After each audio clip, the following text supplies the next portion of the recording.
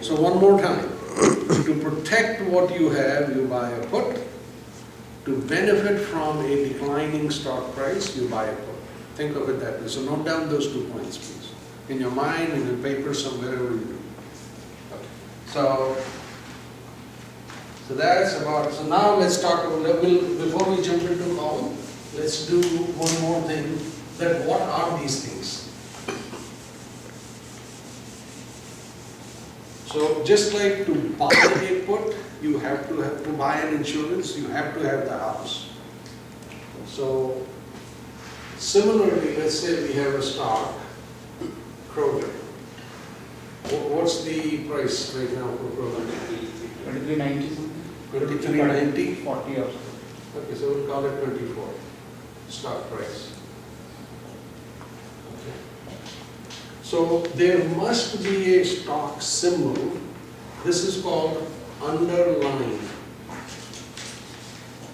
So any stock symbol is the underlying asset. You can have a call option, or you can have a put option. These things are called options. They do not exist on their own. They are dependent on this underlying. So that's a very important piece to learn and distinguish in your mind. When you buy Kroger stock, you are actually buying a ownership in a business. When you buy Kroger call option or Kroger put option, you're not buying any ownership. You're just buying a piece of paper. So it's very important to remember and distinguish that in your mind. All you're buying is a piece of paper. The value of this piece of paper is tied to the value, the price of this underlying. But by itself, it's just a piece of paper. Okay? You're not buying ownership into a company. So, how does the value tie up? That's something that I'll show you right now. So, is this part clear? What options are? How? And that's why these are called derivatives. If you, for all the engineers, if you remember calculus, d over dx, derivative, that's what this is. These guys have no standing of their own. They are a derivative of this underlying code, or for that matter, whatever company. So, we talked about put, let's talk a little bit about call. So let's say you bought a home recently, right? So let's say you are in the market for buying a home. And let's say you like a home for the current price for that home is $400,000. You're still looking for a deal, something that you might be able to buy cheaper. And let's say it's a hot market. In the last 5-6 years, market has been very hot. But let's say you are afraid that if you wait for a month, somebody else might buy that house. Okay, so you go to the seller and you say, hey, I'm still deciding about this house. So you cook up whatever your reasons are. You give him $2,000. And you say that, hey, I will buy this home from you. Will you keep it available for me? Today is 12. Will you keep it available? Will you not sell it to somebody else for next 1 month? Okay. Here is $2,000. And he agrees. He says, in the next 1 month, if you come to me with $400,000, I'll let you buy this house. Okay? But it comes 9/13, I'm free to sell it to whoever I want. So this is a call option. So again, same thing. You bought a call option from me, I paid 2,000. you paid $2,000 to me. A month passes, he doesn't buy this house, who gets to keep the $2,000? Okay? So that's what the call option is. So if you are, the times when you buy a call option is, if you are thinking that the price of something will go up, and you do not have the money, but you want to benefit from that price going up. So think about, so this, housing market is very hot. On 8/12, the value of this house was $400,000. On 9/12, let's say the value of this house was $420,000. Or the price, I should call value. This guy, by taking $2,000, because see, what could this seller have done? He could have waited for 1 month, sold the house to somebody else for $420,000. But now this seller is stuck because he took $2,000 and now he's got to sell this house to that person for $400,000. The guy who bought that piece of paper, he doesn't even have to buy the house. He goes and figures out somebody else. He sells the house to him for $420,000. So what was his profit and loss? He invested $2,000 in a piece of paper. He bought this house from this guy at $400,000, sold the house to somebody else for $420,000. So on an investment of $2,000, he turned that into $20,000. Okay?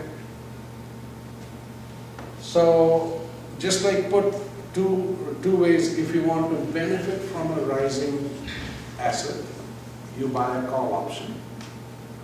Or if you do not have money and you still wanted to buy that thing, you buy a call option. So you buy puts when you think or when you want to protect against a loss. You buy calls when you want to benefit from the gains. That's why I put call above and put below the stock, okay? So puts are a little bit more intuitive, calls are a little bit less, but if you really think about it, so let's talk a little bit about profit and loss. Scenario 1, you buy a stock for $400,000. Let me get rid of thousands, let's just keep it 400. You buy a stock buy for 400, sell for 420. Your profit is $20. In terms of percentage, 20 divided by 400, 5% in 1 month. Pretty good. Here, you said this is if you buy a straight stock. If you buy a call option, you bought it for, we said 2,000, right? So you bought it for $2. You sold it for 20. Your profit is 18. So percentage-wise, it is 18 divided by 2, 900%. Okay. So you see the distinction here, how much money and how quickly you can make it. So, and again, here you had to have $400 in your account. Here you had to have only $2 in your account. Huge difference. So you don't need to own it. No, you don't need to own Any stocks. underlying. Okay, you don't need. You are owning a piece of paper Right. that gives you the right to own the underlying should you choose to. Okay. But selling of 20, I didn't get it. Selling of 20 what? You're not selling. Since Now, you you don't know own the it. selling price. You bought a piece of paper. Didn't he buy a piece of paper? Yeah, he bought it. So hang on. Yeah. That piece of paper says that he can buy this house for $400,000 in next 1 month. Right. And he paid $2 for that paper. Right. Now this house is selling for $420,000. What do you think should be the price of that piece of paper? Okay, so No, tell me, do the math right now. What should be the price of that piece of paper? Okay. It should be 20,000 No. because he can theoretically buy the house at 400, Yeah. sell the house at 420. Yeah. So the value, the price of that piece of paper would be 20,000. Same. So that's what happens in call option, and these are very extreme examples, by the way. Yeah. Sometimes you do see them, and when you guys play earnings, that's when, these percentages actually do materialize. You can get, multiple 100%. Now the risk in this case, if you bought a house for 400, if you bought a stock for 400, what if there's a nuke war tomorrow? This thing can go down to 200 in a heartbeat. What's his risk here? Only $2. It'll go down to 0. The max you can lose is $2. So whenever you buy options, that's the maximum money that you will lose. Okay? And you always, typically the price of the option would always be much smaller than the value of the price of the underlying. So what will be the percentage equation for the cost for the call option? Sorry? What is the cost for, so how did we arrive $2? Yeah. So the guys who arrived at that value, how to calculate it, they actually got Nobel Prize. Just to give you an idea. It's called, there were two guys, the name of one of them is Scholz, and I forget the name of the other guy. These two guys who came up with the formula to calculate the price, about 10 or 15 or 20 years ago, they got the Nobel Prize. Okay. So this whole how to price it, Yeah. it's there are formulas and all you can do. So this is all, the nitty-gritty of all of this Yeah. is very advanced. And I'm kind of just, remember, I'm trying to introduce you to the concept Yeah. and also make sure that you have your fundamentals right. If you want to do it right and actually benefit from it, that's a full-time profession in itself. Yeah. And if you do not like numbers, if you do not like math, don't even bother doing it. You can still benefit from it if you have the concepts and try some of those things. Okay. So one question. That market driven, the option price Yeah. is driven by the market. Yes. So I did not understand the formula that caused it or whoever. The point that I tried to explain, assume it is not market driven. Assume the only thing that's changing is the underlying price. Suresh, Then how much the value is? why not you give the call option price for Kroger, 2320? Here- We'll go there. So then, that will explain. Here, Yeah. the 400 is a bigger amount than $2. We'll take a look. So at that. that's great. Yeah. I have. So if when we go for the call option, if the price goes down, Good question. What happens then? We lose the money. we will see if it is $1 But or less than $2. Then we It will. will definitely go down. So let's say the house now, instead of selling at 400K, is selling for only 300K. What would be the value of that piece of paper? We will leave Because it. that piece of paper 2000 gives same. you the right to buy the house at 400K. So why would you buy it at 400K when you can buy it in the market for 380K? So the value of that paper will immediately plummet. Did we have any earnings this Friday? NVIDIA? Hmm? I think NVIDIA was it. Was it Friday or Thursday? Thursday. Okay, so we'll take a look at NVIDIA. Let's take a look at NVIDIA. So what happened to NVIDIA? NVIDIA stock before earnings was at what value? 164. Okay, sir. Can I read all this? It went to 172, but The closing price on Thursday, what was it? 156. No, it closed at 164. It's aftermarket maybe market. Yeah. But not. I'm He asking. was the guy who was making all the money. That's a different thing. So closing price on Thursday was about 164. Okay? We'll take a look at how much the values went down, but before that, I want the class to say what would have happened. And then closing on Friday was 156, or something like that, right? So, think about a call option on Thursday.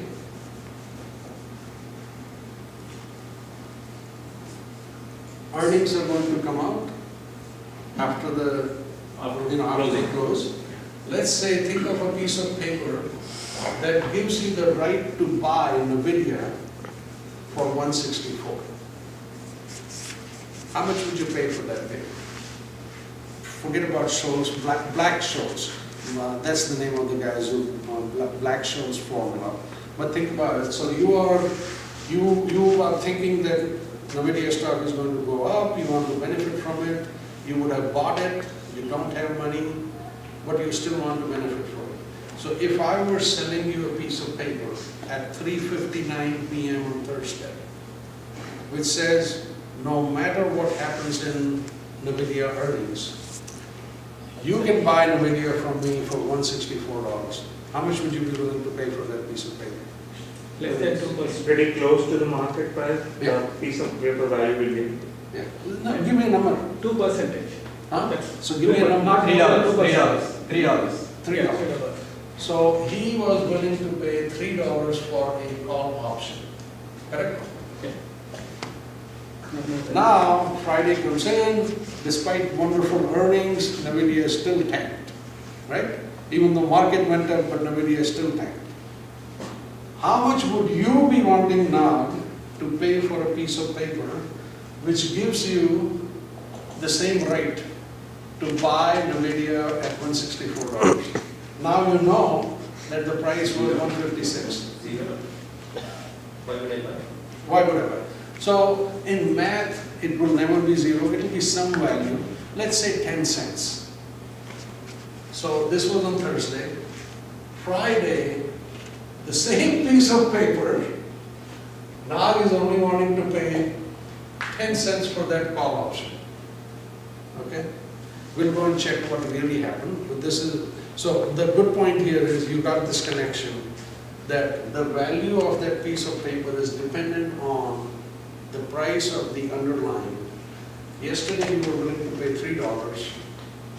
Today you're not willing to pay more than 10 cents. Actually, NAG doesn't even want to buy that piece of paper, and that's true.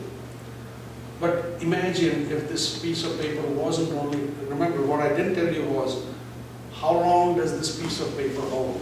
Right. That's If it was expiring on Friday itself, of course I won't pay any money.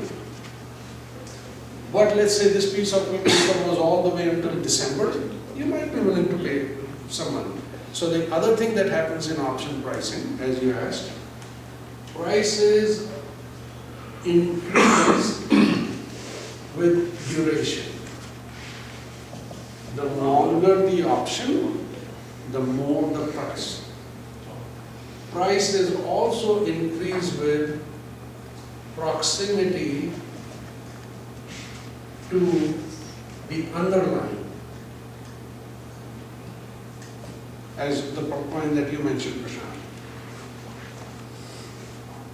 The closer they are, if this is the underlying price, I'm buying a call option, 164, 170, 180, 160, 155.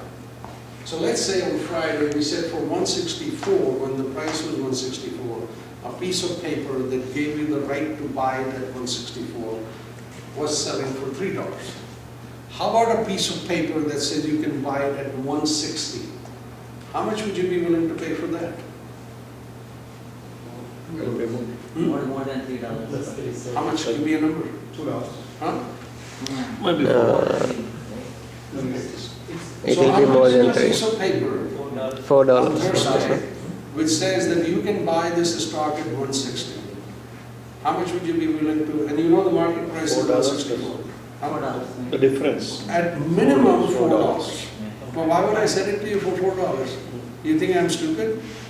as a seller, I want to make some money too. Yeah. When I sold you this piece of paper, I was looking at this $3.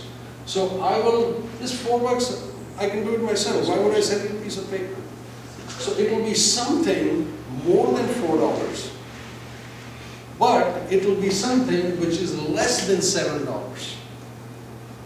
4 plus 3, because this paper is selling for 3. How about 155? So, At least $9. So another thing that you'll notice, and you can buy these papers at any strike. So they are, depending on the stock, you can have strike. And this is called strike. So the terminology perspective, you always buy an option for a strike price. Okay. So, and now let's go and take it. So just to, we said that 164 strike price, we were willing to pay $3. Let's see how much the market was. And we also know that for that call option, next day the price for the same piece of paper went down significantly.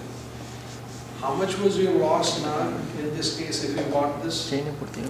Let's say you were able to sell it for 99 cents. 2.9. So you basically lost your entire investment. Somebody who bought 100 shares of NVIDIA also lost that much money. They actually probably lost more because it's at 156. But they have the ownership of NVIDIA. They can sit on it, they can wait for 6 months until NVIDIA comes back to $200 or wherever. But this piece of paper, this expired on Friday. That $2.90 loss, that is not a paper loss, that's a real loss. And you incurred it then and there. Your account value went down. So let's say you had an account value of $1,000, you do 3 of these trades, guess what happens to your account value? You're out of the stock market. So that's when I said that it's a tremendously fast way of losing money. Even when you buy, you can lose it very quickly. The worst, let's talk about the guy who bought the put option. So we'll look at the puts here.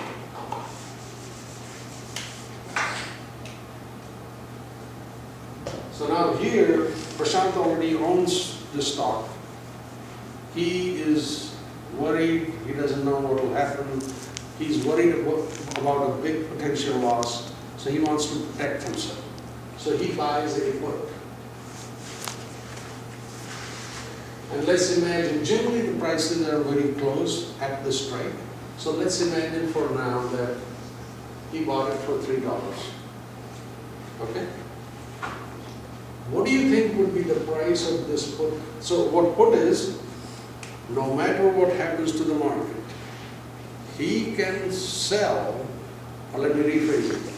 I, the put seller, am required to buy the stock at 164, no matter what the price is. Okay. So what do you think that piece of paper was selling for on Friday? Now you know the price of the NVIDIA is 56. What would be the price of that piece of paper that allows him to sell NVIDIA at 164? At least $8, right? Maybe something more depending on how much time is there, but at least $8. So Prashant immediately sells it for $8. He profited $5 from this trade because he spent 3, he got 8. It doesn't completely cover his loss. 156 plus 5 is 161, but it reduces his loss. And he still has a loss of $3 of the premium that he had to pay, right? So just like in NVIDIA's case, the price of the call option went down. What do you think happened to the price of the put option? It went up, and we will see that. So these things are like seesaw. If one goes down, the other one has to go up. Okay? Last thing, so about prices, I said duration, proximity to the underlying, and then the third thing is volatility. And And this is why they got the Nobel Prize basically. They introduced this term called volatility, and they also introduced formulas to capture and put it in math, because when they were trying to solve this equation, how to price an option, they introduced this term, and they also introduced all the math behind how to quantify this term. So the impact of this is, over the last 3 days, when Mr. Trump started his verbal fight with Kim Jong-un, the volatility went up. So even if all the stock prices were the same, the option prices immediately jumped up. All else being equal, let's say stock price didn't move a bit, let's say the stock market was just at a standstill, frozen. The prices of options on Tuesday were much, much lower than prices of options on Friday, on Thursday, and on Wednesday. Okay. So when you say options, is it calls or puts? Doesn't matter, any option. Both sides, the prices go up, all options. Okay? So before we jump into that, any other questions? Are you reasonably, at least in terms of concept, is it clearer than before? Yes. Okay. Okay. Yeah, please. You covered the stock going down, right? What if stock goes up? I covered that too. Oh, what happens to the put option? Yeah, put option. You tell me, what should happen? Maybe it goes down. Exactly. Your $3 goes down. Okay. Just like call went down when the stock went down. Then Yeah. call me. Put goes down if the stock goes Goes up. up. Okay. But in the put option, you own the stock, right? You own the stock. No, again, Oh, you forget don't- about the stock. Okay. In either of these, Oh, I don't have to own the oh, stock. okay, okay. Oh. So that's why, remember somebody asked me what was my target price for meat? I said I have no clue, because to me, in my mind, I don't even think of these as companies. Oh, I okay. think of them literally as piece of paper Oh. and ticker symbols. Yeah. So that's the downside of being an option trader.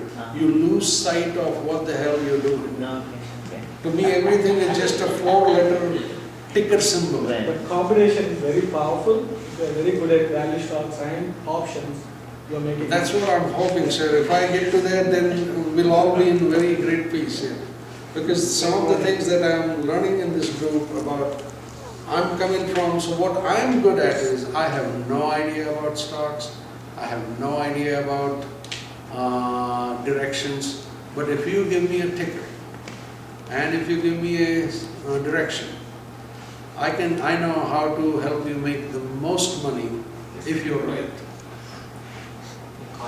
Like for a day, you can, based on the trend and all that stuff, you can tell. But for the future, near future, it's very difficult to do. Very difficult, That- yeah, very that's the difficult. And that's why, I'm saying that, forget about selling options as, first, if you do want to play in options, first really get the concepts, do paper trading. I won't even say spending on 1 penny. Because believe me, you can wipe out your entire account with such speed that you would be amazed. And then you will say, why the heck did I attend this seminar? Who brought this guy here? Was he against all of us? I'm serious. Okay. So let me ask you a little bit of quiz. So before we jump into actual numbers. So Kroger, 24 we said, right? I have a piece of paper that I bought for $2 which says I can buy Kroger at any point in time in the next 3 months for $2. For $24. Okay. Kroger, imagine that stays at 24. So today I bought that piece of paper for $2. Kroger stays constant. What would be the price of that piece of paper a month from now? Would it be more than 2, less than 2? Less. Assume Okay. everything else is frozen. So it's the Then same, Huh? because it didn't change anything. No, it will be more. Nothing changed. Yeah. So it has to be more So- because it duration, based on duration, it Yeah, will But still I increase. locked for 6 months now. Now, so let me write here. Today is 8/12, 6 months is the 11/12, maximum period. 3 months. Okay? No, even if they are like 3 years, you can do it. So 9, 12, No, I'm 10, saying 12. in this example. So in this example, I bought this piece of paper that allows me to buy Kroger for $24 anytime between now and here. I paid $2 for that piece of paper. I was hoping that Kroger is going to go to 48. I don't have $24, I have only 2, I want to benefit from it, so I bought that piece of paper for $2. But unfortunately, market stays constant, volatility didn't change, Kroger price is exactly at 24 entire time. What would that piece of paper be worth a month from today on 9/12? $2.10. Huh? $2.10. $2.10. Why do you think that? Because of prices, your equation says it increases by duration, right? If the duration is longer, Oh, duration is longer, okay. increases with duration means as duration increases, Longer, okay. price increases. Oh, okay. So in this case, what happened? Duration decreased. Duration, So it would be less, right? yeah, So it would be something like, let's say, 133. At this point in time, if I bought this, I have two choices to make. yeah. I can either sell and get out at 133, take a loss of 67 cents and call it quits. Or I can say, Kroger,